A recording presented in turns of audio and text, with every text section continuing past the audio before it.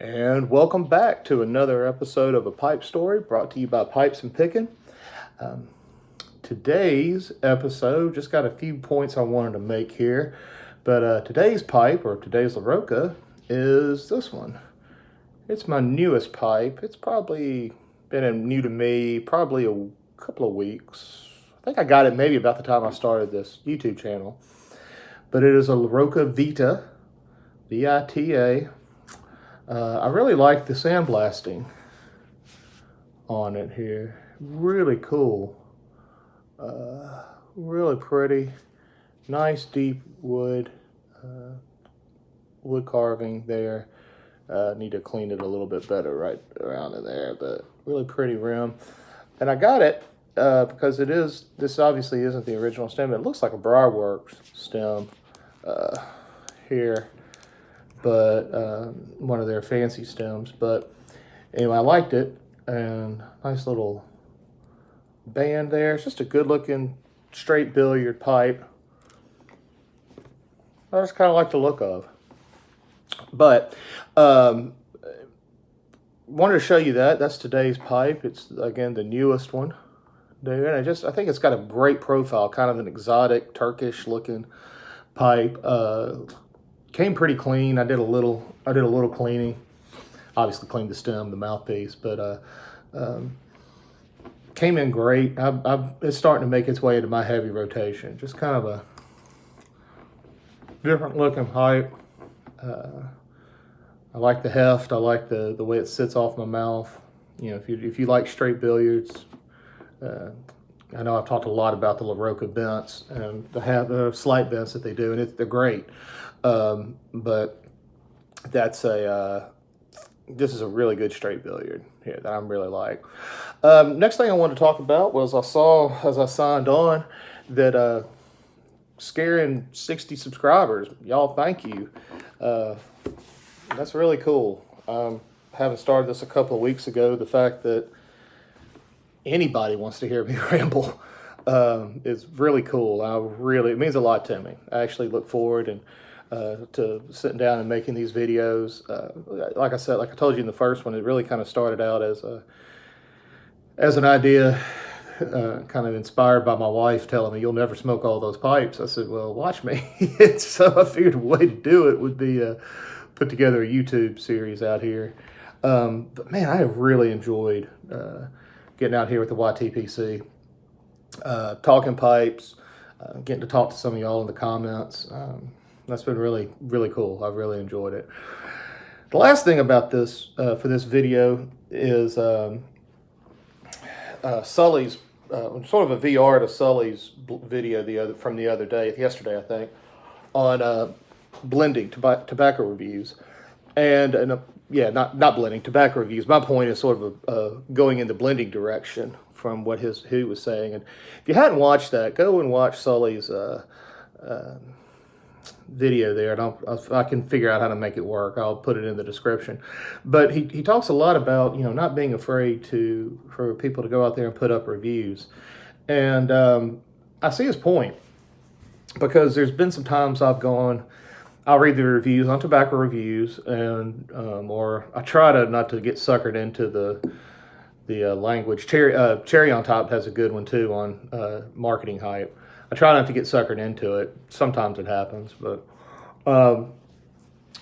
yeah, I just wanted to encourage everybody to go out there and you know, put a review out there. There's a lot of tobacco blends that are out there that you know, it's hard to find good qualified folks like me that I know to do reviews and on different stuff.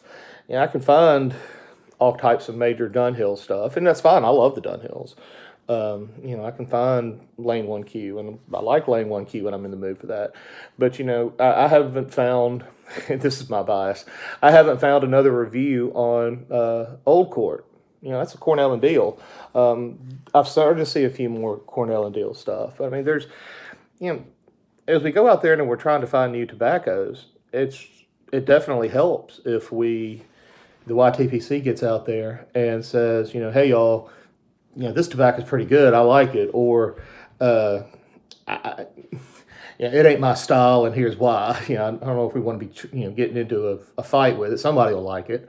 Uh, but we could really do that. And I really liked what you said, Sully, about the, uh, you know, being the expert of your own opinion. And that's where it really stuck with me is I was, as I've talked about on here, I'm trying to be a blender, trying to learn that art. And I hate to admit this, but I was reading my notes in my journal from a blend a couple weeks ago, and I didn't know what the heck I was talking about. It's my blend, and it's my opinion, it's my journal. But I was trying to be all cutesy with myself, and nice floral notes, and all. And I know what I'm trying to say, but I didn't have it. I didn't use the right language to express the nuances that I picked up or didn't pick up. What did I mean when I said floral? Well, it has a rosy sort of a spring flower kind of a taste, like the smell of those flowers. I could immediately go to that, or like a spice cake or a spice bread, some of that bold, savory, sweet kind of notes. Well, savory and sweet, trying to sound like a professional tobacconist, for me doesn't communicate. But in my notes that nobody else is going to read, I'm sitting here trying to sound like something that I'm not, rather than saying, hey, this really does remind me of my grandmother's spice bread or spice cake or something like that. And just being that expert, describing what you see, go out there and practicing in songwriting or any kind of book writing or anything like that, reading books, listening to other songs, reading poetry, go out there, reading that and then interpreting that for yourself and then trying that art for yourself is how you get better. It's the same thing with tobacco reviews.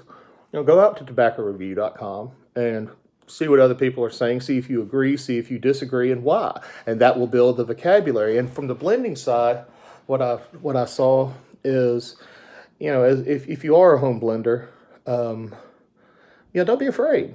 Don't be afraid to step out there and try something weird just because. Burleys may not be in style right now, and the conversation's moving around Virginias and Vapors, but you kind of have a really cool idea on Burleys. Man, do it. Put it out there.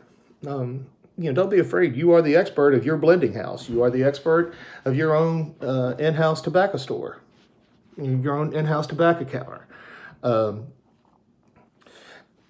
That's just a great way to approach it, a great way to think about it. And I would love to see more reviews come out there where people talk about it, and don't be afraid to embrace that. You embrace your own opinion, embrace your own vocabulary, grow your opinions, grow your vocabulary, and use that in your blending, use that in your commentary, and let's go from there, man. Those great points about that Cherry made about looking at marketing hype, and that Sully made on the on expanding your vocabulary and putting reviews out. Now, I'm saying all that, not making a tobacco review tonight, I'm sorry.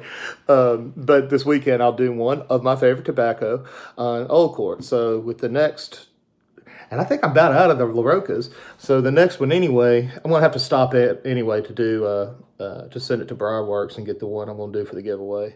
So we'll see. But the next video, I'll do a review with my redneck vocabulary to tell y'all how I think about Old Court. So anyway, just wanted to give a shout out to those guys. Those are really good videos that, quite frankly, I thought really long and hard about over the past few days after watching them. And there's a lot of good sense in there, a lot of good common sense in there. So anyway, y'all keep on picking, y'all keep on piping, and we'll see y'all later. Take care.